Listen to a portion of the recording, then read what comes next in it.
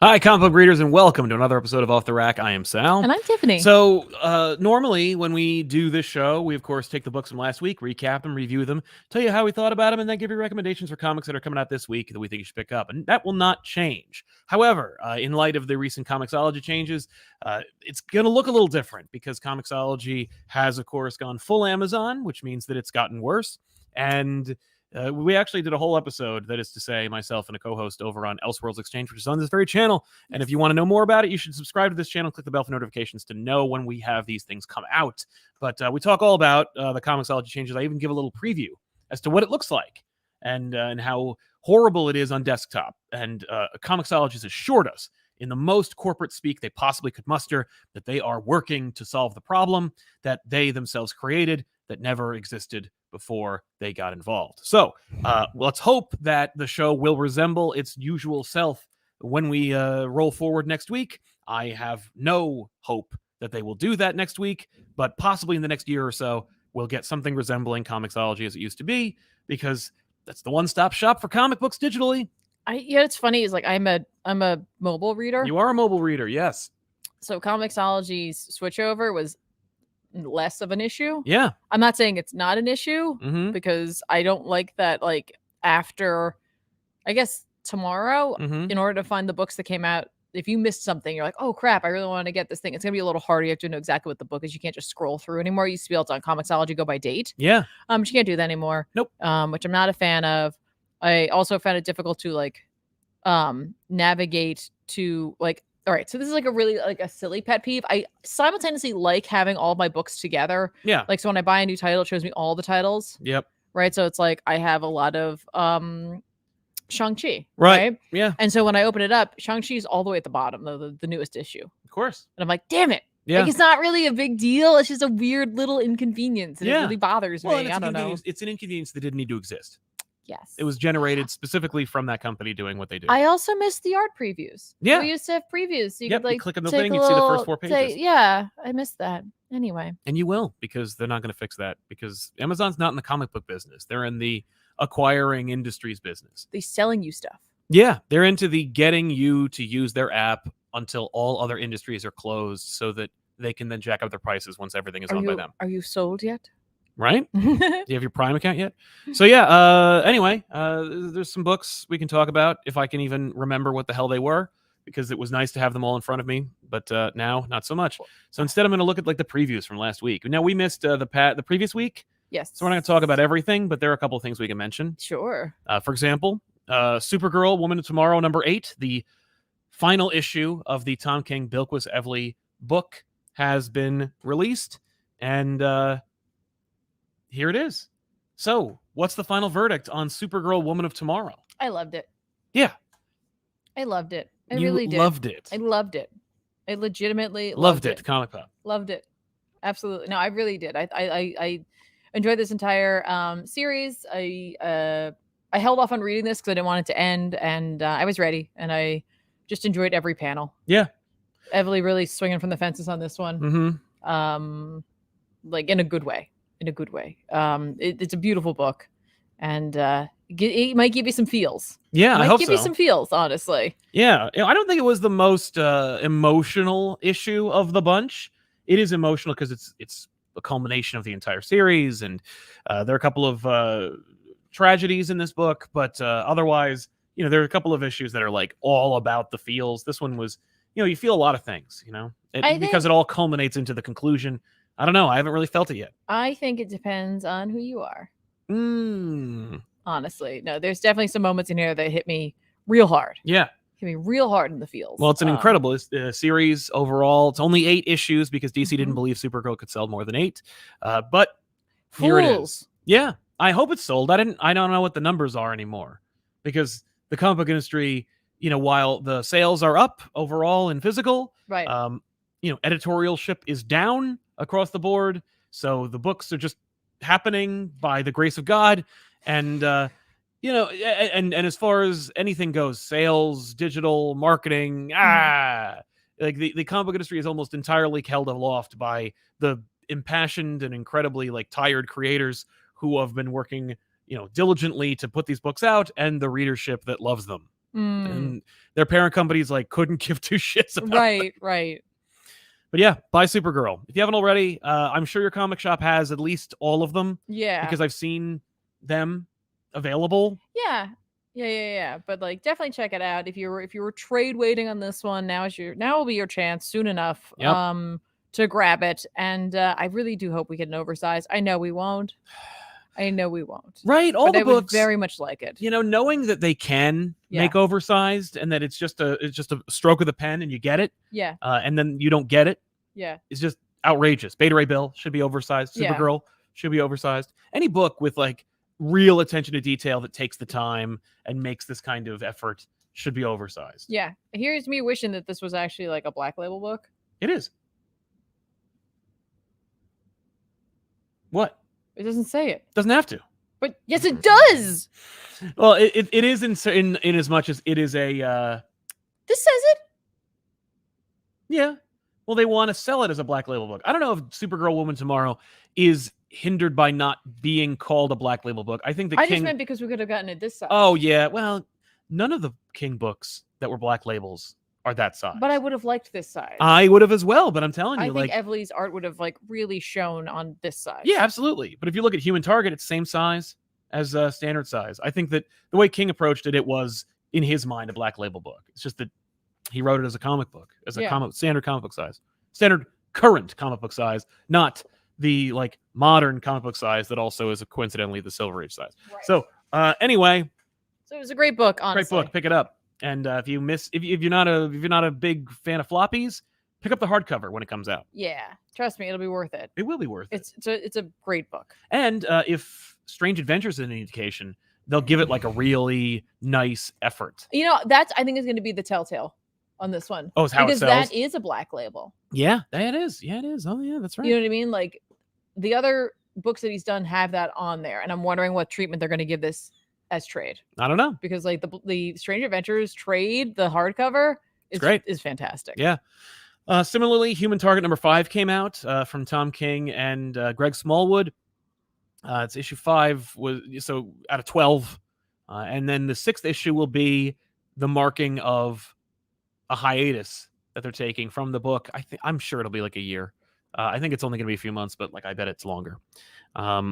Maybe. It's and they are approaching it from the perspective that you suggested for Batcat, which was of course originally supposed to be Tom King, Clayman, but then became Tom King, Clayman, and Liam Sharp. Where if your artist needs time, cap it at 6, put out a hardcover and a trade of the first part of the series. That should give you enough time and money to extend the run, and then do the next 6. Well, that's what they're doing exactly with Human Target. It's funny about that because it's like that is such a thing that they should be all about, the idea of like getting 2 bites. Yeah. Because it's like then you can also put it out later on as 1. Yeah, exactly. You get exactly. I don't know. They did that with Doomsday Clock. That's what I'm saying. Like it just seems like that's right up their alley. Yeah. Right? I don't know. Oh, is fleecing their audience? Yeah, that's true. What? No. But no, I'm not going to give away anything, but it's Chance versus the Martian Manhunter. I did see that cover. It is not only is it a great cover, but like the issue itself is incredible. Never will you be more impressed by the passing of salt at a table than in this book. The book encompasses essentially one moment. I love the that phrase that you just came up with. Thank you. The passing of salt. The passing of salt. Like that should be its own thing. Right? I mean, no, he's like, will you pass the salt? He's passing the salt. The whole book takes place within that space of time. Oh, wow. I know. That's fun. Right? So, high recommend. Okay. For that one.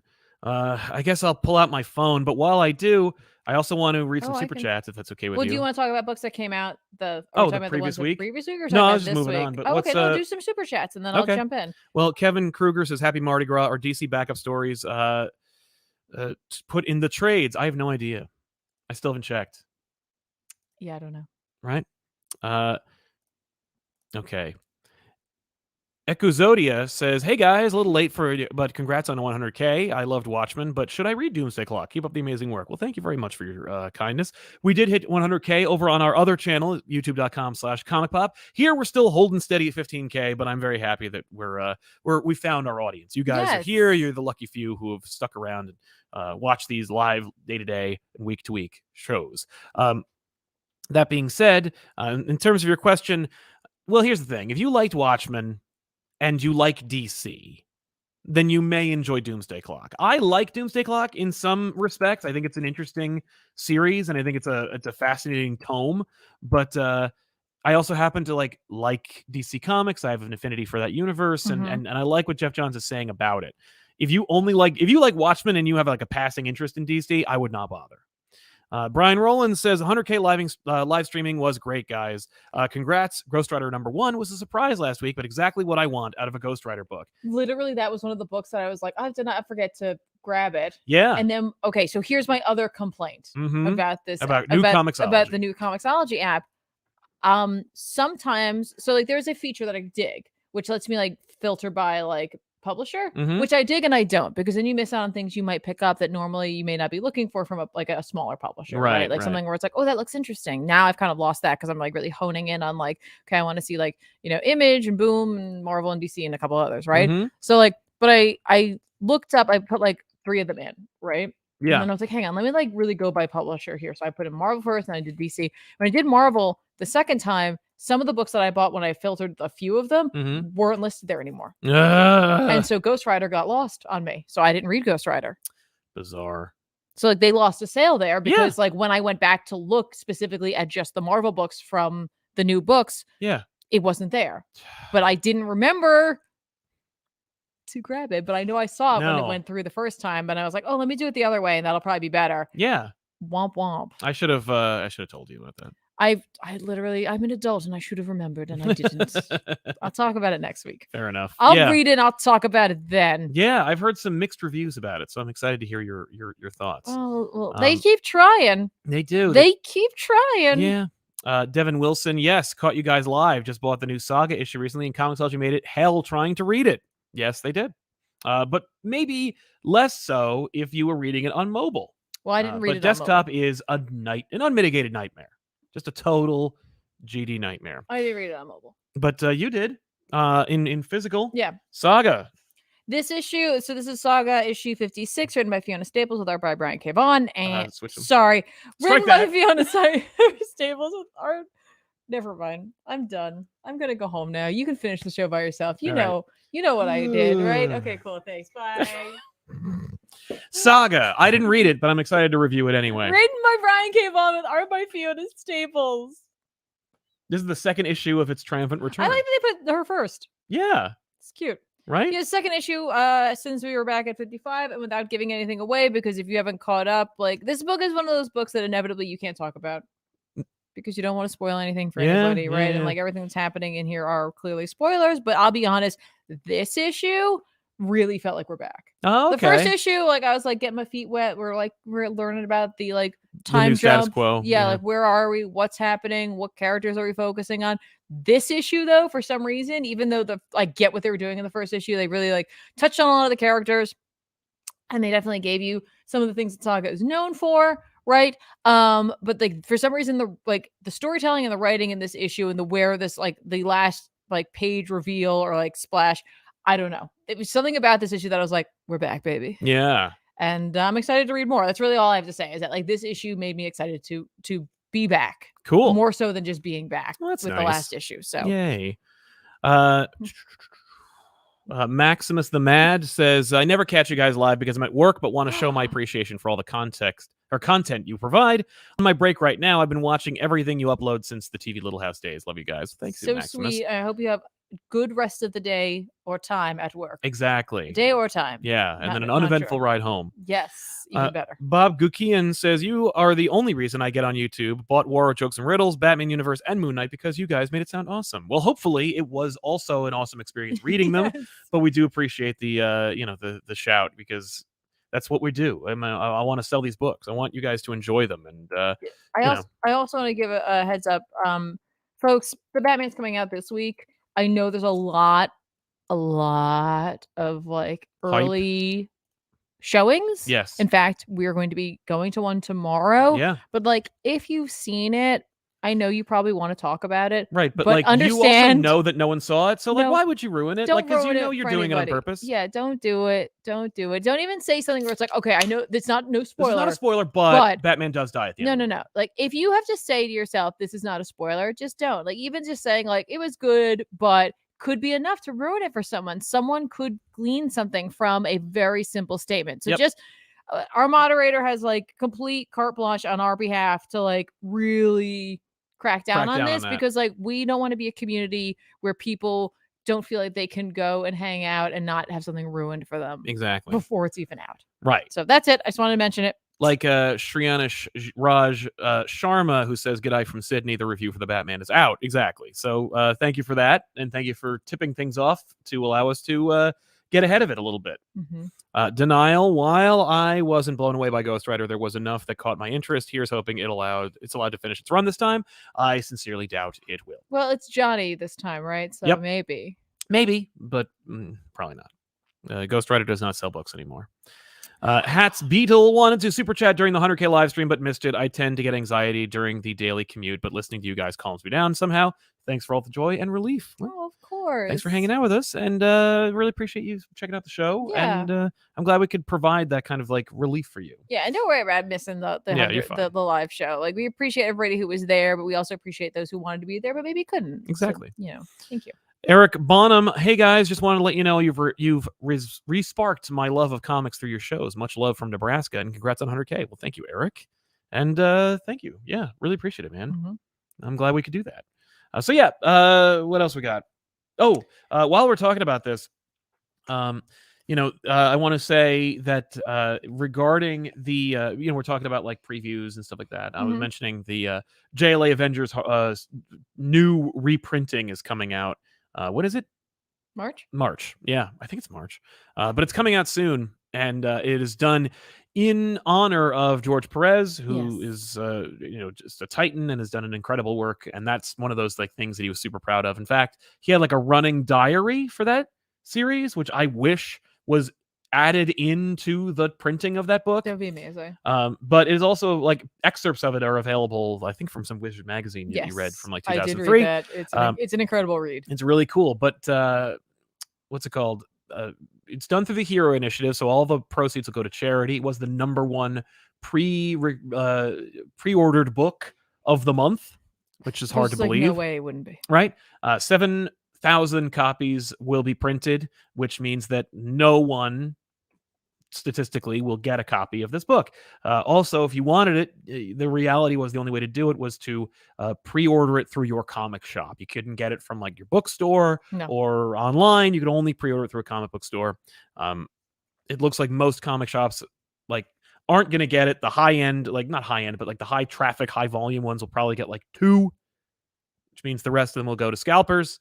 And that's a real damn shame. And so what I would stress to those of you who feel who missed the pre-order, or maybe didn't but still won't get one, or if you do get one but you're like, I wanted like one for me and one for my kid, or one for my wife, or one for my friend, or whatever, I would contact DC Comics, who has the complete authority to print this book in as many copies or incarnations as they like, because that was all set up almost 10 years ago. I'm sorry, 20 years ago.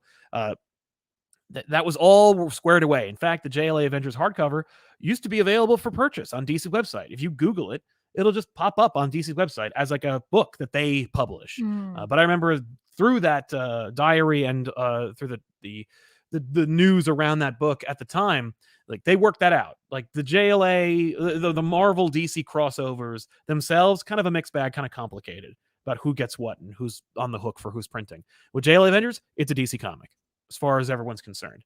So contact DC Comics and in a kind, respectful, polite manner, request that they do the right thing and make this book available. Because here's the thing.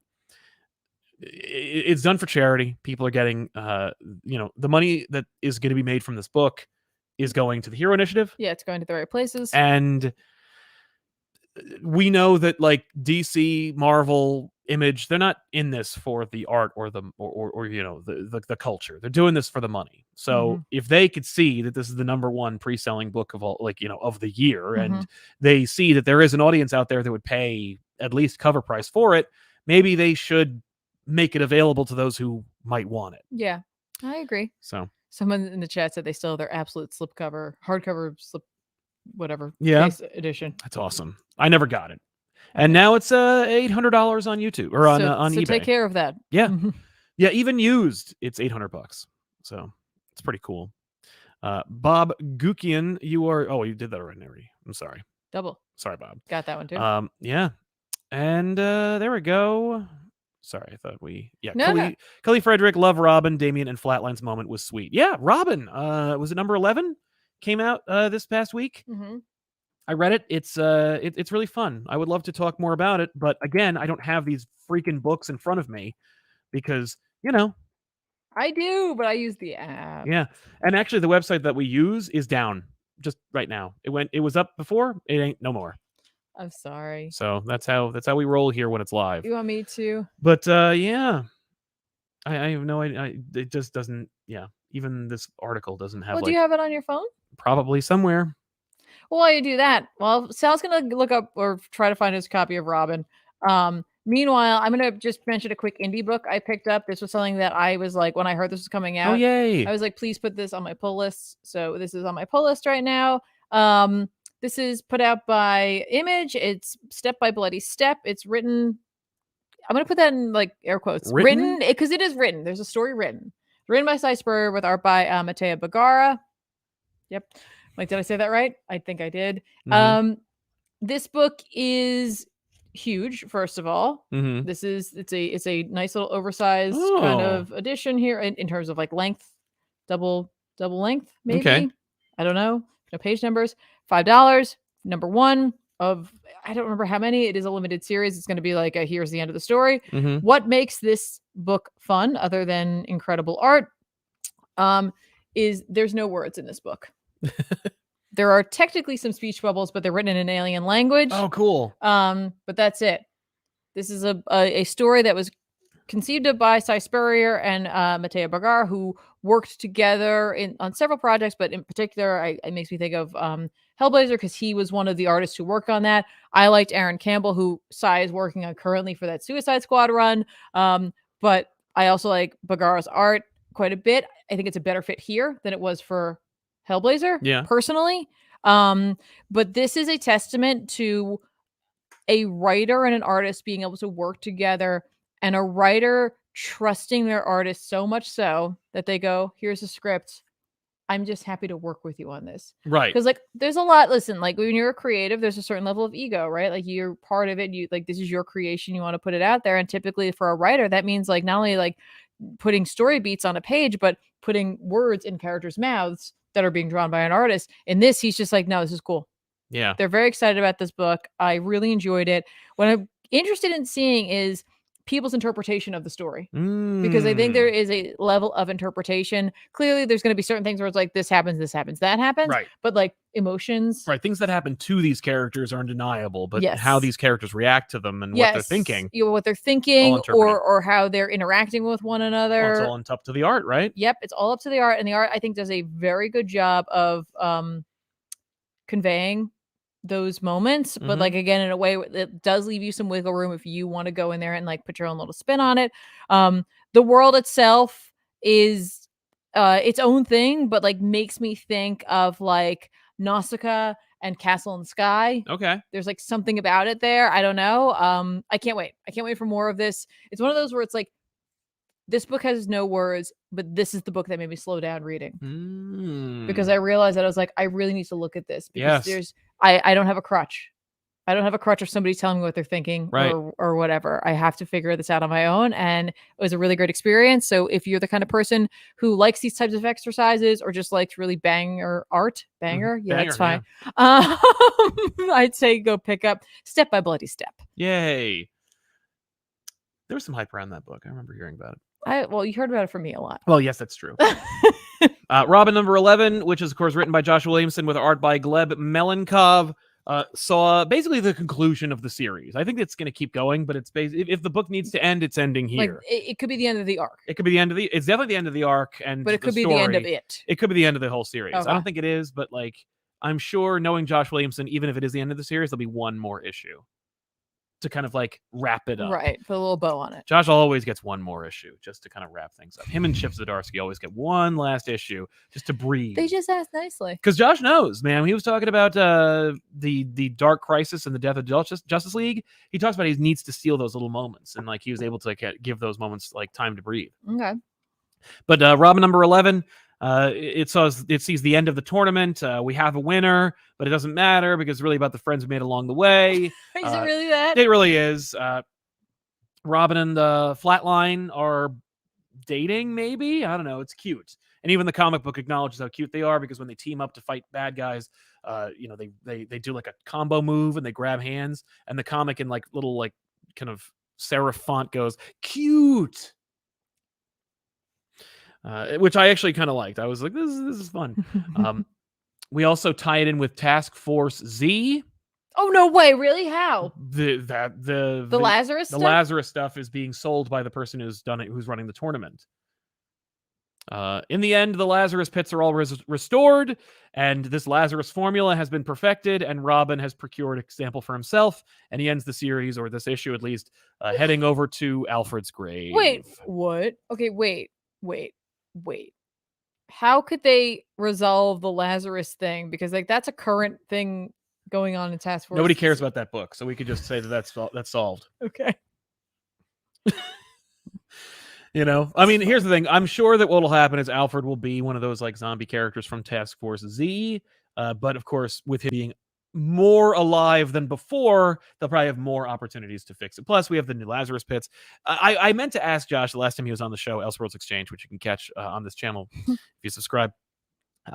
He talked about Robin a little bit, and I meant to ask him, like, is this whole book just a kind of like fun Mortal Kombatian excuse to bring Alfred back to life?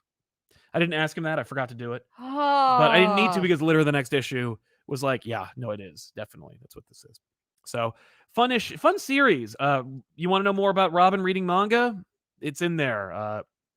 You want to see a proud mother watch her son kind of like make out with a kid that is his own age? That's there too. It's a fun little book. Plus Connor Hawke, a lot of stuff. Mm-hmm. Also the identity of like that Deadpool character, but it's we don't know who it is yet. Okay. But Young Goku over 9000 says, hey, so Nightwing teaming up with John was gold. DC versus Vampires is so good for no reason. Oh, also King Conan was perfect. Wolverine versus Terminator. Wolverine, I just loved it. Alfred's coming back. Zdarsky on Batman dope. Well, the show's over. Thanks a lot for watching, everybody. Thanks a lot for being here, and we'll see you guys next time with an all-new episode of Young Goku over 9000. Listen to Sal. King Conan came out 2 weeks ago. It did. And it was good. Was it good? It's good. It's just a solid book. Yeah. It's just everything I want. You know what I mean? Like, I wanted to return to this. I'm really glad that Aaron didn't lean on the conventions in which they told the story last time. You know what I mean? Yeah, he could have easily just done the same thing, but made Conan and you would have been older. happy? I would have been. But to his credit, he was like, no, I'm going to tell it just a traditional story. Here it is, right? But it is unraveling, like what happened in the past. We do have like flashbacks to the past. Not the long past, but like a more recent past. And it's just good. I love the way he writes these characters. Oh, there's a moment in that. Yeah. It was like my like moments I never thought I would read in a like comic kind of moments. Do you know what I'm talking about? You have those moments sometimes where you're reading like a dialogue or a piece of dialogue, I should say. Yeah, totally. And it's this woman that King Conan meets on this like island, and they're looking at this boat that she's created, and she's like, I made it. It's made from the fingernails of the dead. I'm like, cool. That makes a horrible sound, and we all know it. Yeah, absolutely. It's made of teeth. I'm sorry. But yeah, there's a lot to unpack from that, man, and we'll get to them all very soon. So thank you for your support, man. John Frieden says, missed the 100K live, but you will never know how sane you kept me through 6 years of fatherhood with twins. Thank you. Well, thank you, man.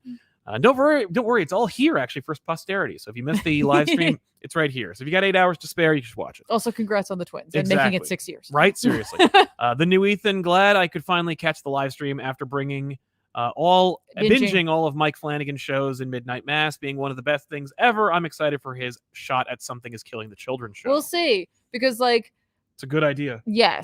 Yes, but what I really like about Flanagan is his originality. Yeah.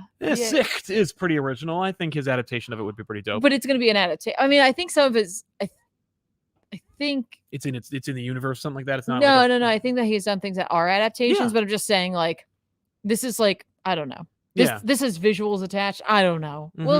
We'll see. It's also bigger. A lot of the stuff he does is Sicht is pretty intimate. It is, but I mean, it's longer. I mean, I guess if he was doing a book, it'd be different. He'll only do the first volume. That's true. No, I would hope. Yeah, we'll see. Well, that's all you get. It's gonna be good. It's just gonna be weird for me. I guess what I'm saying is, it's gonna be weird for me. Yeah, on a lot of levels. Probably because it's with him, you never know what's coming, and we will. Right. And I'm oh, maybe. No, but you're gonna know the twists. Unless they change them. They like to do that. Oh, but then it's not the thing. I know. Okay. Carl Maxey says the Riddler is my favorite villain, and after the Batman movie, DC will dump a bunch of Riddler comics instead of giving love long ago. I don't know what that means. It means that instead of they've been doing him dirty for years, and now all of a sudden they're gonna be it's great Riddler. The problem is there aren't any really good. There's 4 good Riddler stories. No, but and by good I mean passable. Yeah, but what he's saying is in the past they could have tried to write some solid Riddler stories, and now they're going to be who we love and we've always loved, the Riddler. No, the worst is you're not going to get that. You're going to get them shoving Riddler into lesser writers' hands. You have all these different writers you love could have written Riddler stories, but didn't. And the only reason they didn't is because they were I don't have a good Riddler story for you. Yeah.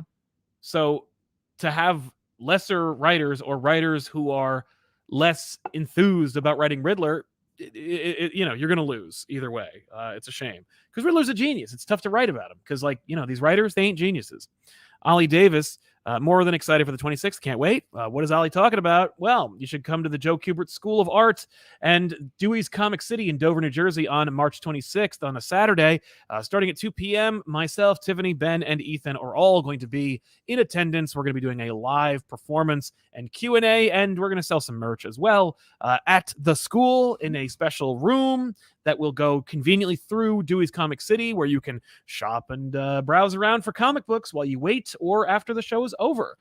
So I like that you said performance. It is a performance because we're not just going to stand there. We're not doing it isn't going to be like a con. We're going to have a table and you have to come up to us. No, it's going to be an interpretational dance. Yeah. Ben's behind it. Ben is going to be great at it. He's going to be so good. But this is really happening. So definitely mark your calendars and come on by because we'd love to see you. Admission is free. Yes. It costs nothing to go outside of the travel to get there. But just Google the Kubert School in Dover, New Jersey, or just the Kubert School because there's only one. And it'll take you to Dover, and you can use public transportation, or you can take an Uber or a car or whatever you need to do. Yeah, there's a train station there. There's a bus. There's several bus stops, and then if need be, you could probably get an Uber from wherever to the school, or it's within, depending on how the weather is, you could probably walk. Yeah, as well. That's true. If that bridge is open, I don't know. But we hope you think about coming by because it's one of the only live performances that we have done in a long time. And who knows, so and honestly, it's a really good opportunity to check out some comic book history, even if you're not there for us. You're going to the Kubert School, right? You probably have seen an ad for it in your comic books. You probably heard about it, at least from some rising artists that you've known over the years. Maybe you just like the Kuberts and you want to see it in person. That's the school Joe himself founded. It's a cool place, and I'm really proud to be to be in any way associated with them. Yes. Plus, the guy who owns it is an artist in his own right, Anthony Marquez, who's awesome, and and maybe I'll squeeze a sketch out of him or something. We'll see what happens. Davis Adam, one of my favorite YouTube channels. Love you guys. Sorry if you answered and missed it, but what do you think of Superman Kryptonite on back issues? I think the guys would dig Darwin Cook's writing and his fear of his limits. We talked about it a little bit on the live stream, but I'm not champing at the bit to do a Superman book anytime soon because Superman is hit or miss on back issues. And Kryptonite is not high on the list, although Darwin Cook makes it more likely than unlikely. Smokey's Videos says, idea for a great Riddler story, Riddler on a pirate ship. Again, that's a solid idea. Kismet is with you, my friend. Cam Bowen, will the Kubert School show be streamed on YouTube? Sadly, I'm across the country. It will not be streamed. It will not be live. It will not be broadcast. We might film it for posterity, but again, like, you're not going to get the same experience even if we do film it, because like it's going to be, we're not going to be mic'd. It's not going to have, we're going to have like one camera somewhere. So it's going to be a thing. We haven't even thought about how it's going to be logistically worked because we need to have more room for seating for those who will be there than we can provide for like the tripod. But we'll see, Right now, it's up in the air. I'm still chuckling about that. About pirate ships, yeah. Everything's more interesting on a pirate ship, even pirates. Yeah, right? Jordan Phil, hey guys, just wanted to say love the recent back issues and looking forward to more great videos. So thank you very much, man. I'm excited to show it to you. I'm just exporting while we're talking the latest episode of back issues. Ooh. I don't know why I said that like it was a spooky ghost. I don't know. You know what? Ooh. I did. Well, Dark Ages #5 from Tom Taylor and Iban Coelho came out. This book reads in like 8 minutes, maybe less. Yeah, it does. It's fun though. Hey, can we talk about the fact that I didn't clearly pay attention at all to the cover of this? And so the reveal, I was like, what? Me too. Well, because Comixology is such a well-oiled machine, I just was able to read the damn thing, and I was just thankful I could do that. I didn't look at the cover either. I just wasn't thinking. I just, clicked on it, and I was like, here we go. Right? Read this. It's the penultimate issue. Apparently, this book is going to be over in one more issue. So as much as you might like give DC a hard time about only giving Tom King 8 issues for Supergirl, it's still 2 more than Marvel would give Tom freaking Taylor to create a deceased-esque future.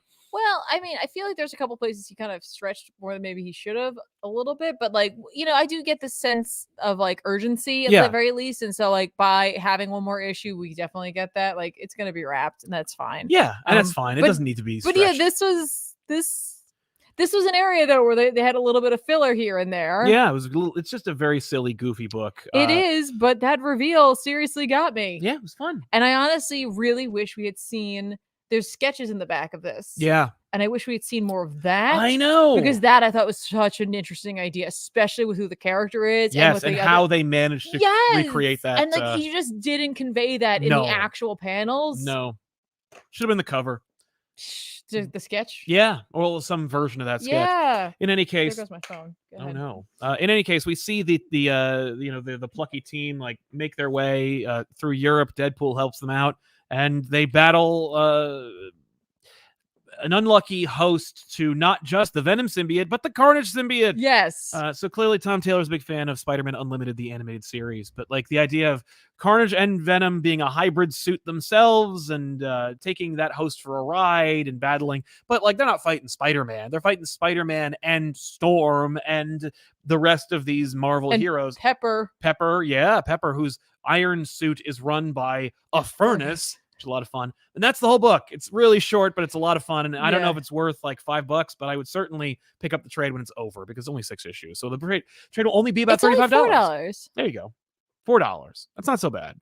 Even still. Better than $5. It's really fun. I do like this series despite how short it is. I can't believe how much that got me because I wasn't paying attention. I know. Me too. Sometimes paying attention or not paying attention really helps works out. Yeah. So when read Dark Ages and don't look at the cover.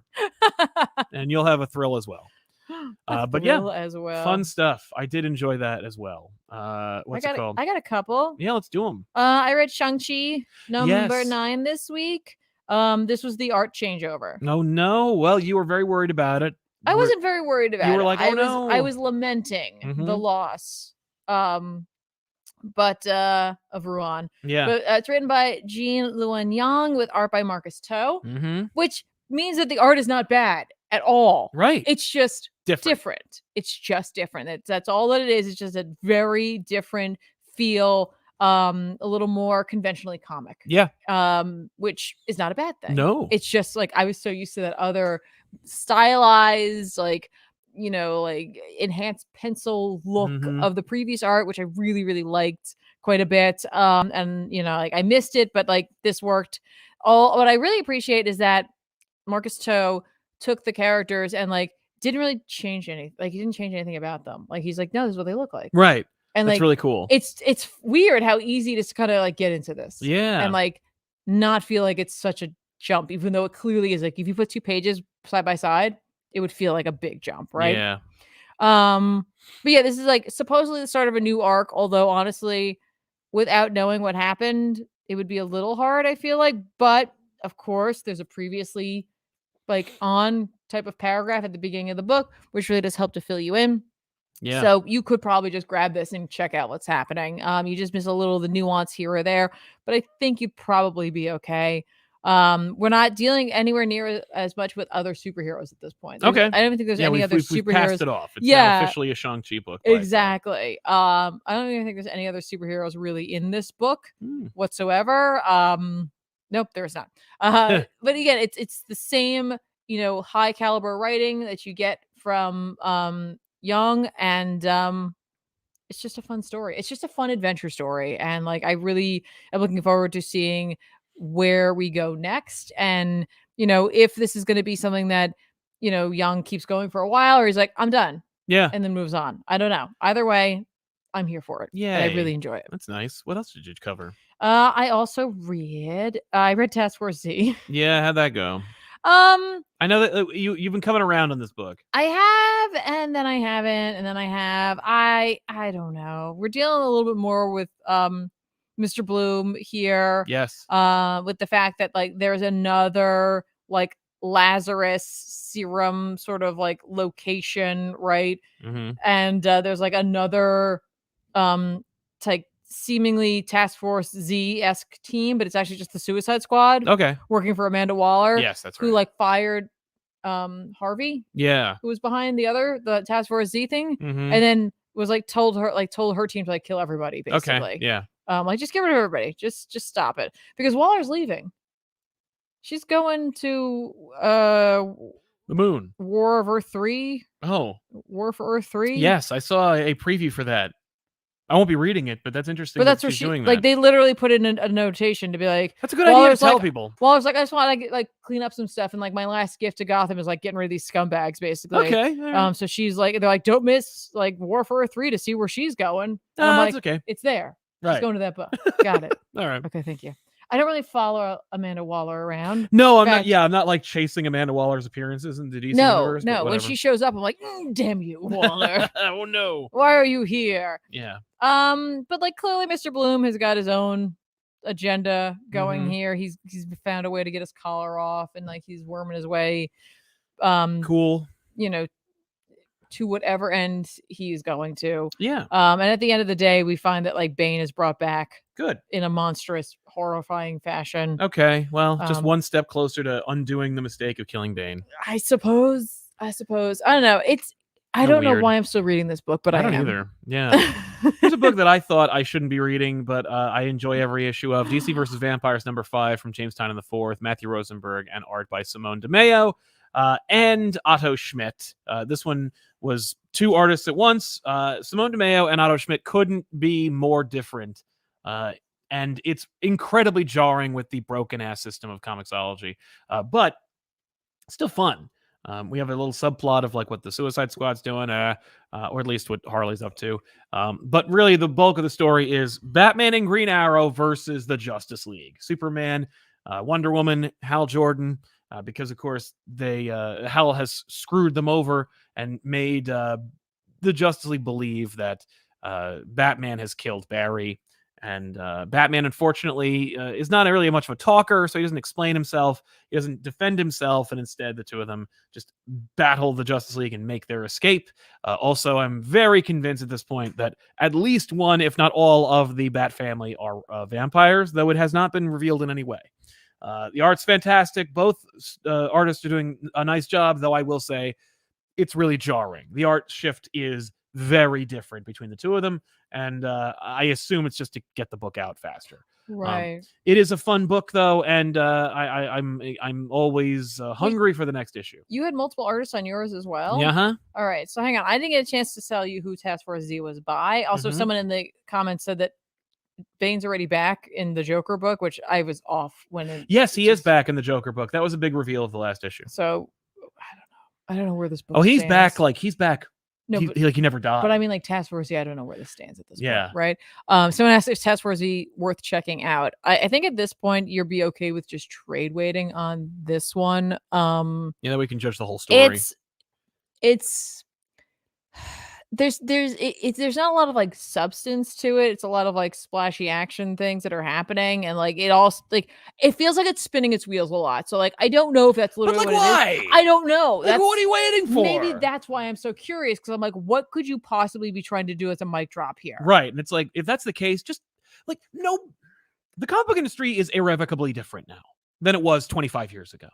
So like, if you have a 3-issue idea and you work at DC, just make a 3-issue series. Well, they won't do that. That's called Black Label. Yeah, but those are oversized issues, so it's not. It doesn't have to be though. Last Night on Earth is freaking tiny as hell for no good reason. I mean, like lengthwise, those are longer when they're in that format. Doesn't matter. They could just say no, or just because it's 5. It's what this is issue 6, 5. I don't remember, but like 5. Okay, it's issue 5. You could cram 5 issues worth of book into 3 issues. Sure. Task Force Chapter 5, by the way, was written by Matt Rosenberg with art by Eddie Barrows and Eber Ferreira, with Matt Santorelli and Jack Herbert. Why? Just to get this friggin' book out? It's ridiculous. I don't know. I don't even understand it. I don't know.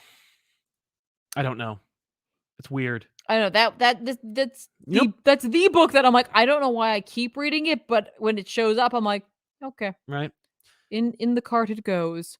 Here's a book that I didn't read. I just saw it and I didn't know it existed. It was called Carnage Forever. It's written by Philip Kennedy Johnson and Ram V and Ty Templeton. That's like, is it like a bunch of tiny stories? I have no friggin' idea. I think it's like a celebration of celebration of carnage. Of carnage. Let there be carnage. Yeah, I see now that Salvador Larroca's on it, so that's an instant drop for me. But anyway, it was just interesting to see like Phil Kennedy Johnson doing a freaking Carnage book. That's a crazy idea, right? How did I miss that? Salvador Larroca. That explains that. Ruined Alien. I read Strange Academy. Yeah, how'd that go? Number 16 by Scotty Young with art by Humberto Ramos. Yep. It's prom. Oh, but we can't start the prom off until we like. This feels like the start of a new arc, kind of, even though it literally connects to the last one. Yeah, but like, well, it's like it's an ongoing series. It's no, but like the last issue has a direct thing because like we're dealing with the fallout of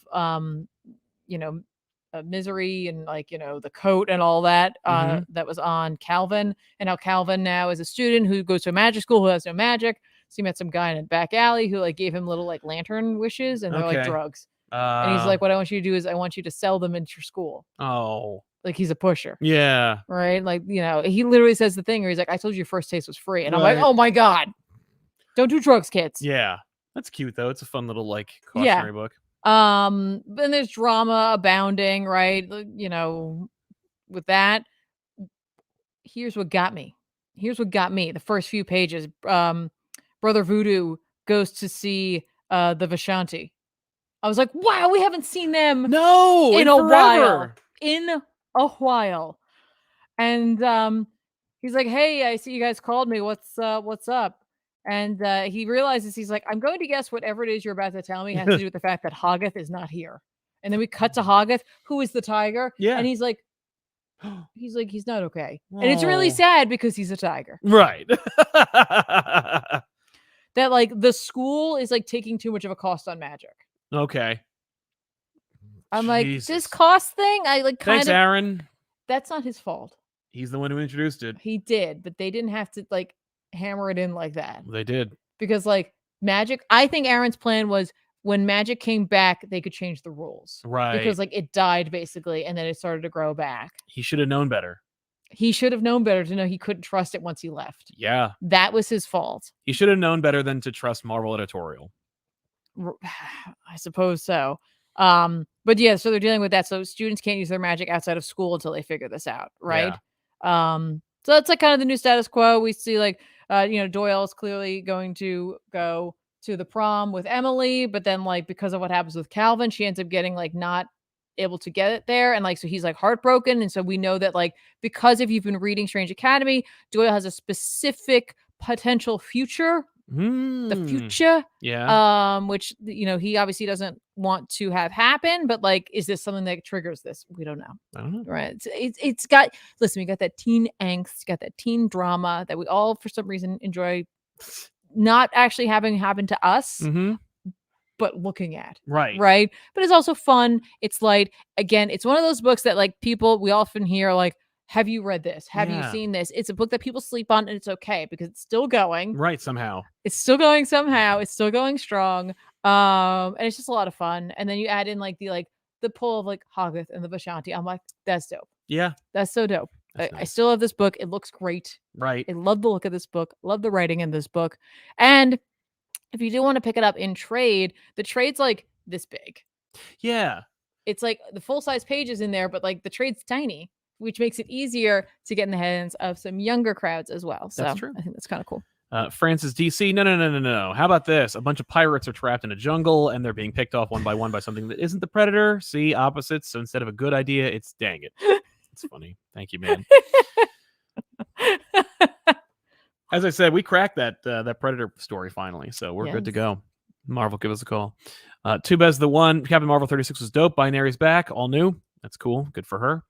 And Cayetano Garcia, the Batman listens to new wave 80s music and Peacemaker listens to 80s hair metal. What does Superman listen to? Soft rock top 40? I don't know. I will say that's a spoiler. So, you know. Oh, well. But, yeah, so 10 Deaths of Wolverine number 3. Grumble. Written, of course, by Benjamin Percy with art by Federico Vincentini.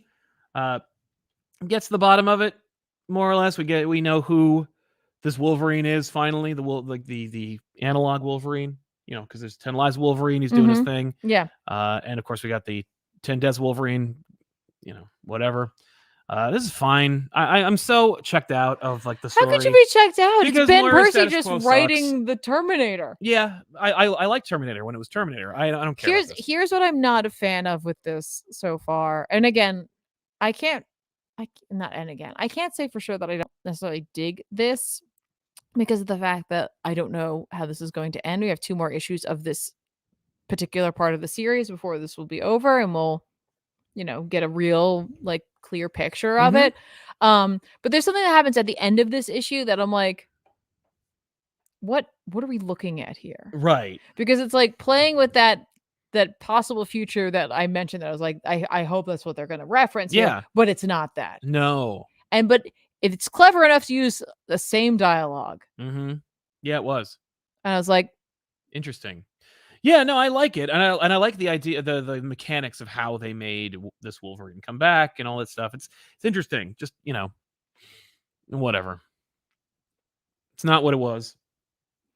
Yeah, no, it's not. And like taking what it was and doing something else. Maybe it's not even like I don't want to necessarily immediately blame anybody who's there now, anybody who's left, anything like that. Maybe this is where the story was going, and maybe that's just not the story I was looking for. Right. Because I want to admit that too. It could just be that like this is what they always wanted to do, and this is always what Moira's plan was. But like I don't know if I care for that. Yeah, I don't care for it, and I don't buy it. I don't buy it either. Like I don't think they set it up enough to.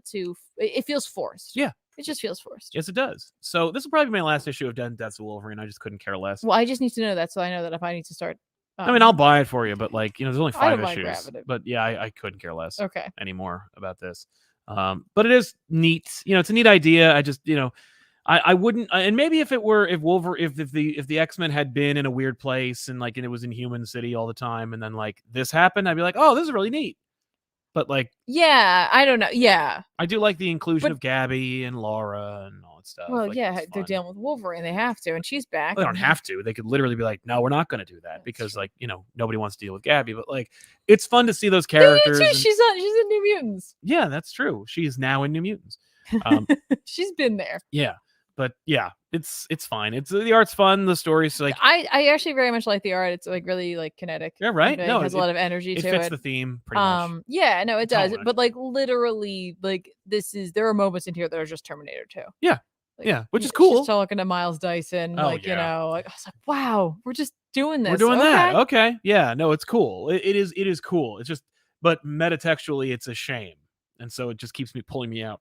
Yeah. So. But and again, it's not like what it's happening isn't strong enough to undo that is my problem. Right. And again, this could have just been what the story was meant to be. Yeah. I sincerely and it's just not the way I would have wanted it to go. I don't know. No, that's true. Yeah, I would not have wanted this to be the plan. Yeah, what else we got? You got anything else? Because I got one more. I think that's it for me.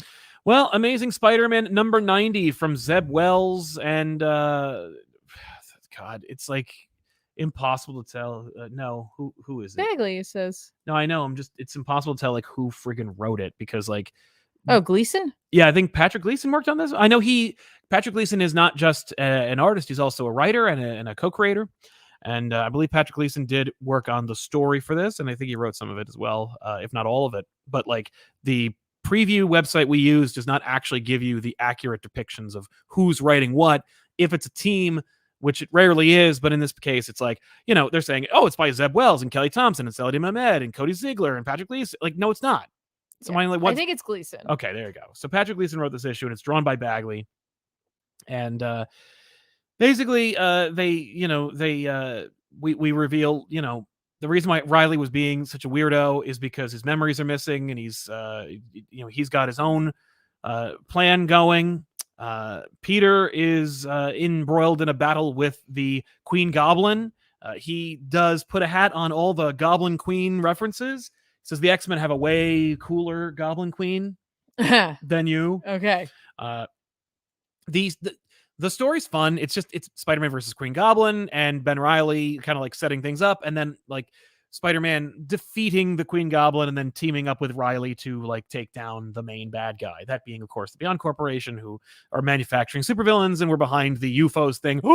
And so that's what's going on. Also, we get a fun like little character study because Queen Goblin is a therapist, so she has like a therapist stare where she makes you feel bad for like all the things you've done. And like, takes all your fucking insecurities and just brings them to the fore. And I think Ghost Rider should have a really big problem with this. Well, he's too busy having a debut issue that will sell like a lot lower than people are expecting. But yeah, so but it's fun to see Peter like do that because that's what he does best. Like, oh no, my insecurities, and like everyone that he cares about right now in this particular period of the book, like Black Cat and Captain America, are like, you let us down. And Uncle Ben being like, you're an irresponsible person. It's just like, it's really cool. It really works. But the standout is, of course, that like Mark Bagley gets to draw some triumphant Spider-Man shit. And yeah, it is triumphant. Okay. It's cool. And the book is worth picking up for the last page reveal. And it's not really a reveal. It's just a splash.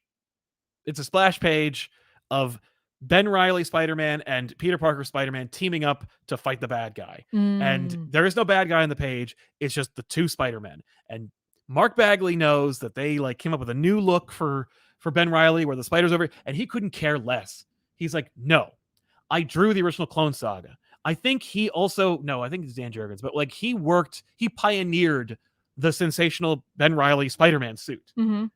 I'm not drawing that new shit. So he just drew the Ben Reilly suit that he drew in the 90s. Because if you ever met him, we did, and it was awesome. I had him sign an old like Wizard magazine cover that he did because it's so rare for Bagley to draw Hobgoblin, but in this Wizard magazine, like it's Spidey versus Hobgoblin. And I had him sign that, and he's like, oh man, I hate looking at art of mine from before, like from my old art.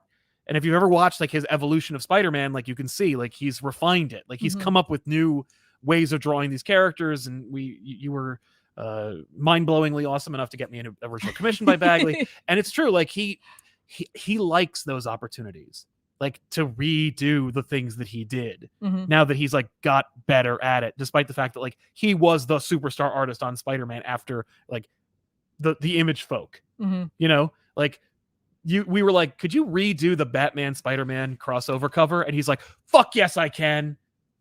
It's like, and he does, and it's awesome. And I think this page is exactly what that is. I didn't even say that. That was not my pitch. No, it was not. No, that you were like, I want to do like a fun cover, Spider-Man and Batman. He's like, yeah, I got that. I'm just gonna redo the old Spider-Man Batman crossover cover. I just trusted him. I was like, you're a big fan of that.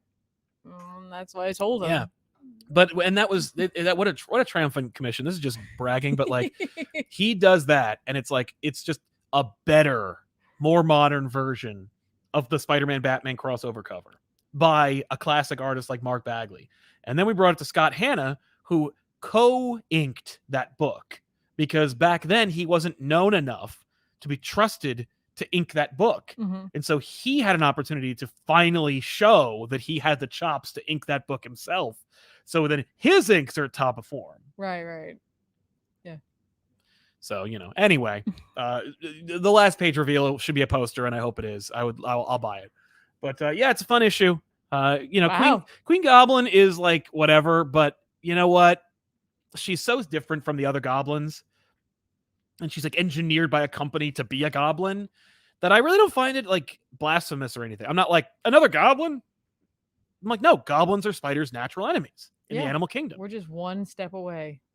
What? Was it the Goblin War? Or... Oh, the Symbiote Goblin War. Yeah. That we pitched on the back issues like 5 years ago. Yes. Yeah. Goblins versus symbiotes. The Symbiote Goblin War. Yeah. It's coming.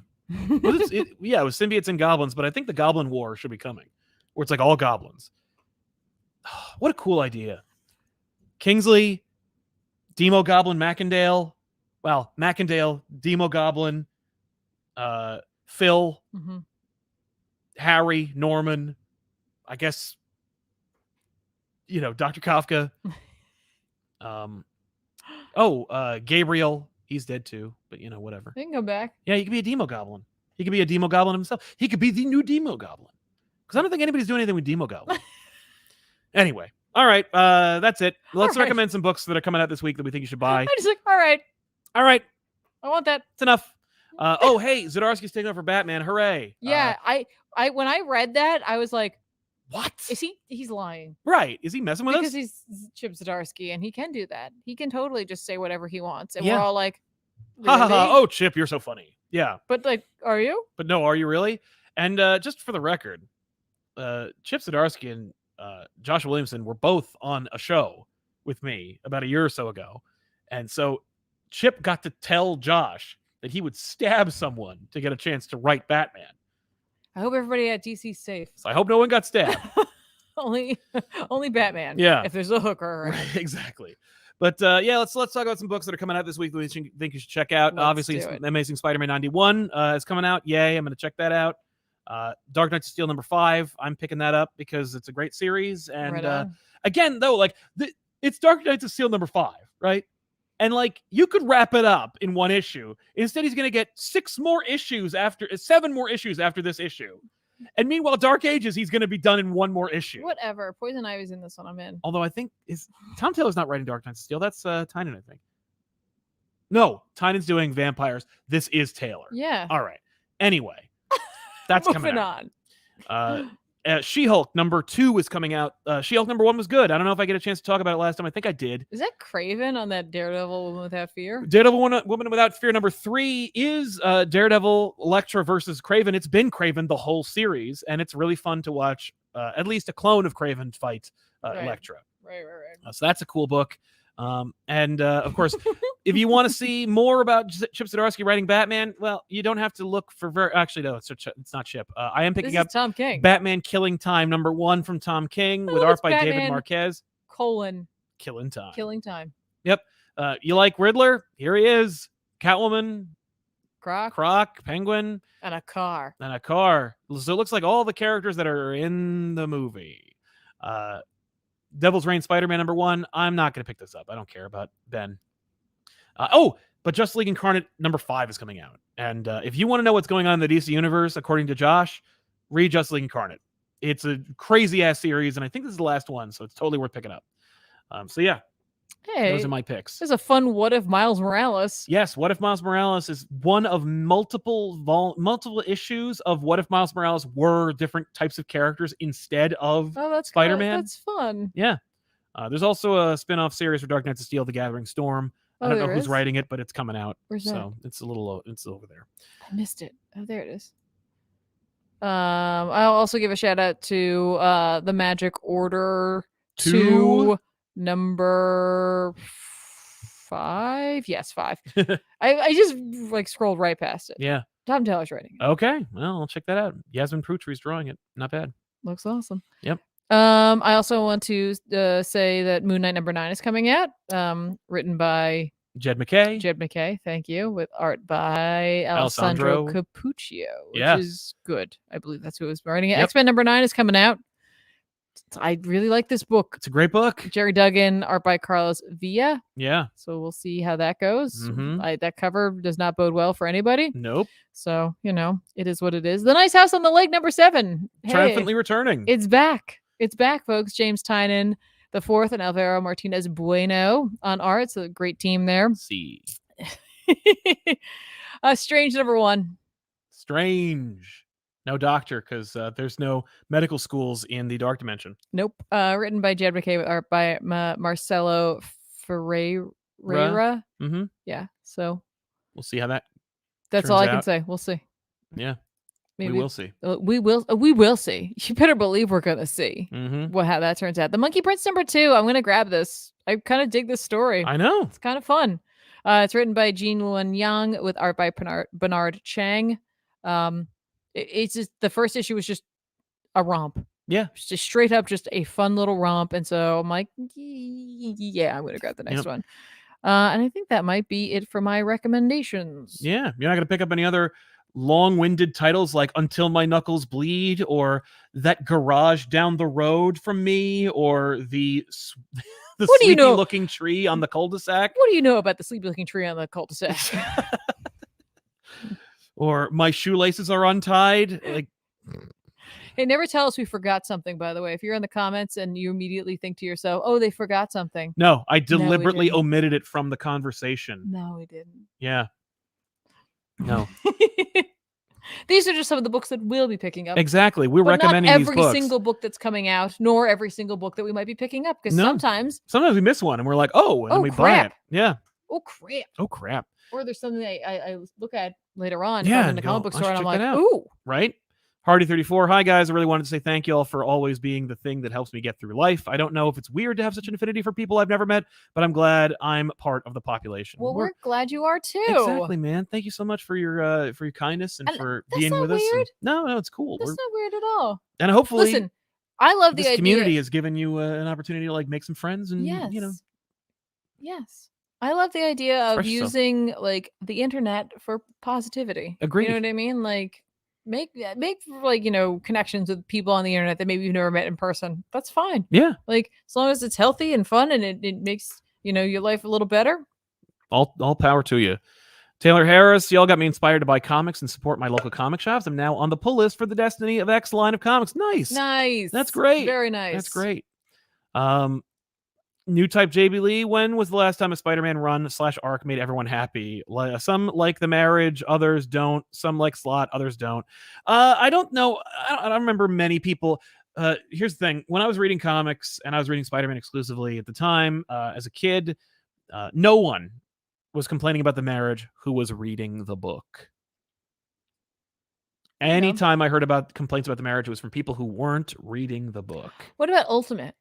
I remember people bitching and moaning about that book while it was coming out. Why? Because. But what does it matter? It's not taking away from your Spider-Man. No. They were pissing their pants about like things that were happening. Like, they did Moon Knight dirty. He's got a little girl personality. I don't even know what that means. What's it say about me? There's all kinds of Doc Ock is ruined. He's a Magneto Jr. People were saying character Jr. even in 2000. Wow. But there was never a time people were happy about Spider-Man because Spider-Man is such a everlong. He's a character that everyone loves. He's everyone's favorite character, and yet there are people who are like, people love Superman, and they're like, yeah, and also I love killing people, and I love cheating on my wife. It's like, wow, you're Spider-Man would love you. Like, it's just like, what? These are characters that transcend their own morality or origins. So, like, no one's going to be happy with the Spider-Man run. Nobody. I remember enjoying the JMS run and people just complaining endlessly. And then I remember being like, oh, man, I remember people, like, I was reading Sins Past when it was coming out. And I remember reading this and being like, what? And I wasn't, like, outraged. I was hurt by what happened in the story. I was just like, this is terrible. Yeah. But I wasn't like angry at the people who made the book.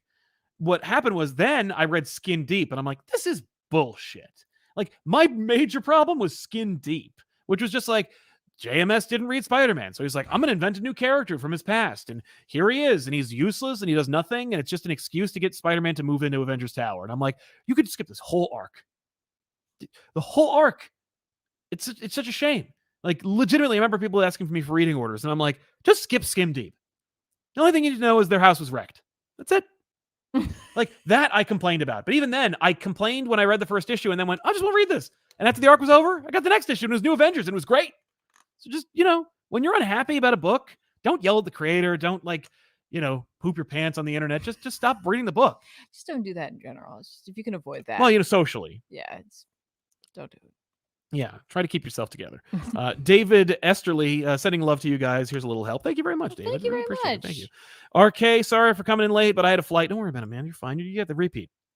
Giving some support before I go back to watch what you said about War on Earth 3. You don't have to worry about that. I didn't say anything about it except that I am not reading it.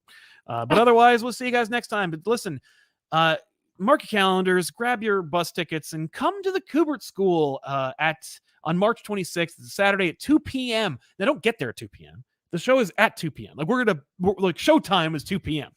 But the comic but book knowing store, us, it'd probably be like 2:05. More likely. But listen, the comic book store, Dewey's Comic City, which is in the art store for Joe Kubert's School of Art, it opens at 10. Yes. So here's you don't have to get there at 10. But here's what I'm thinking, right? It's Saturday, maybe it'll be a nice day. It's the end of March. So hopefully it'll be at least a balmy 45 degrees. So my suggestion would be, you come out, you give yourself plenty of time, take a shower, you brush your teeth, you get your stuff together, you come out to Dover, New Jersey, scenic Dover, New Jersey. You grab yourself some lunch, around 10 or 11, or, around 11 or 12. Now, what's a recommendation for a place to eat for lunch around the Dover area? Let's say they drove. I don't know. Well, there's a diner right next door that I really I do enjoy. I think what you should do is just go there an hour early and just spend some time at the Kubert School, go to the store. Because again, if you're a comic book fan, it's a comic book store. Right. And if you're an art fan, it's an art store. It's also an art store. It's in the middle. It's art for comics. So it's if you have an aspiring interest in doing comics, they'll be there for you. And the people who work there go there. So they'll be able to give recommendations for what you might need. How much is an Uber ride from Glasgow to New Jersey? Well, you're going to have to get one of those fancy aqua cars, but yeah. Are you friends with Namor and Aquaman? Man. Yeah. Well, I'm just going to say you could grab anything from there. But the Quiet Man, they could go to the Quiet Man. Yeah, I was thinking a quick bite. A quick bite would be the diner right next door. But yeah. And you need a water. There's a Walgreens in the parking lot. No problem. Maybe we should bring water. For everybody? That's a lot of water. Or it's not. Depending on who goes, it'll be we got 3 water bottles. We covered everybody. I don't know. I have no idea. There's no way to tell. I'm saying that would be polite. Yeah, I agree. We're polite. No, bring your own damn water. I might. No, you're not going to bring water for everybody because that means I'm bringing water for everybody. Bring your own damn water. There's a Walgreens right next door. Ask Ben. Yeah, ask Ben to provide water. Ben has a hookup at the Costco. He'll be able to hook us up. But yeah, so come on by. Go. By the way, admission is free. There's no tickets. No, just go. But yeah, if you want to skip the whole day, if you want to skip the event of it, fine. You go to Dover. You go to Dewey's. You get there 1. You go to the comic book store. You shop around. You meet the friendly people who work there. And then you go through the doors, you go upstairs, and we'll see you there. And if you don't get there early, it's fine too, because the store will be open after we're done. That's right. So actually, it's going to be great because you can go for shopping for comics. You go up the stairs, visit us. We do our show. We hang out.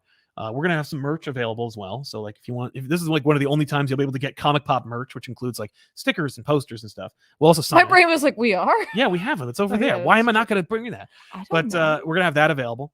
And then you go downstairs, conveniently enough, through a comic book store. So you can go right back. I would love to work something out with Anthony where it's because this past weekend, this Saturday, it's over now. They had a big dollar comic sale. That'd be great. If I could know how many people were going, I could justify that. I could be dude, schlep out the old books and have a dollar sale as well. And maybe the students could have their little booths up. You're making it into a thing. I know it's too big. It's too big. Because we're not that big. We're not that it's big. Not big enough. No. It's going to be a little thing. It's just for us. It's going to be a little thing. For you. Yeah. But yeah, otherwise, and then you'll be in our neck of the woods. We'll recommend all kinds of haunts for you to go to. because you'll be in the area. Yeah. Or if you're just like, I did this and now I want to go home. You go home, get the hell out of here. But like, That's otherwise, also fine too. Yeah, you can go to the mall. Don't go. You can go to our dying mall. That mall is dying. But it's not as dead as the other ones. Like, Your it's not like mall Livingston. Is dying. All right. Well, let's go get dinner. I'll see you guys next time with another episode of Off the Rack. I want to thank you all. Just me. We want to thank you so much for hanging out with us. And of course, we'll see you guys next week with an all new episode of Off the Rack. Don't forget to like this video, subscribe to our channel, and get back here. Where are you going?